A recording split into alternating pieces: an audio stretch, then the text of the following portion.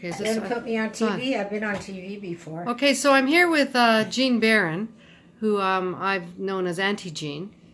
And Jean, do you care to share your age, or? I just turned 90. She just turned 90, and I would say probably for what, 50 of those years you've been making Kreplach? How about 65? 65. And tell us. You're telling me about how when you were a kid tell me a little bit about your mom and your growing up and cooking and that kind of stuff. Well, my mom did a lot of cooking, and my sister and I did the cleanup because she cooked in the morning when we were at school. But on Fridays was Shabbat, and we'd come home from school and we'd have to wash the kitchen floor and put newspaper on the floor, which I understand a lot of people did that. And there was food on the stove, and there was fresh challah baked, and we just had a wonderful... And where did you grow up, Jean? In Calgary. In Calgary. And how many sisters and brothers did you have?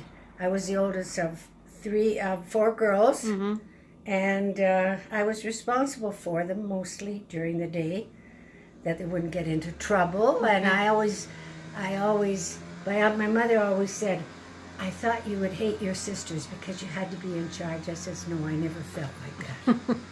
So anyway, it was a nice growing up. Right, and so what we're doing now is we're celebrating the Passover holiday. Right. And one of the things that are traditional, actually it's stuff we use also all year, but when we have our chicken soup, we like to make something called Kreplach. And Which are pierogies. Can you want to describe Kreplach? Well, I think the people from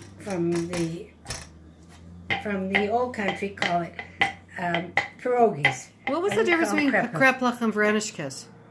I think it's the same thing. I think Verenischkes have fruit in them. I think that's the. And what had kasha in them? That's two.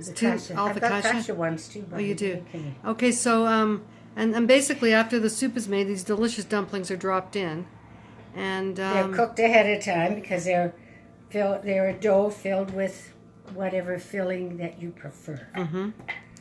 And today you've got them filled with what?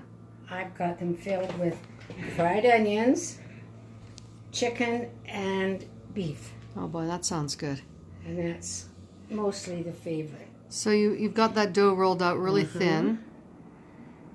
So tell us a bit about you were born in Calgary. Born in Calgary. And what area were you born in? In the Beltline. In the Beltline, so that's like 17th Avenue. 17th Avenue and 10th Street. Between 15th and 17th on 10th Street. On 10th Street. On 10th Street. And what do you remember about Calgary that's different than it was today? You know, you never realized that it was little because you were in your own world.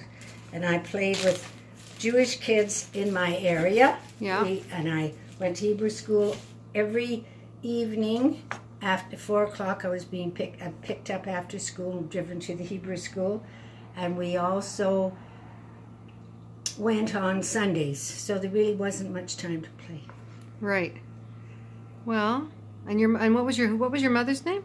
Lena. Lena. And she was from Toronto, born in Toronto. You've got to be kidding. No, my mother's Everybody was born in Canada. What year did her mother come to Canada? Her parents. Probably, wait a minute, I wouldn't. Because you're 90. Figure it out. My mother wasn't born here. She was born in Toronto, but she came as a child. She went to school in Calgary. Wow. So it was your grandparents that were from Europe? Just my grandparents were from, wait a minute, not from Poland. She was from, let me think. Right now. Russia? Not from the Russia. Ukraine, no. Ukraine. Romania. Romania? My grandma's Oh, from you're Romania. kidding. Romanian. Romania. That's where you get all the fun in you. The Romanians. But I never knew a grandfather. Right. Never came to this country. Wow. Okay, done. Done. What's done? Done. The interview. The interview is done? The interview is done.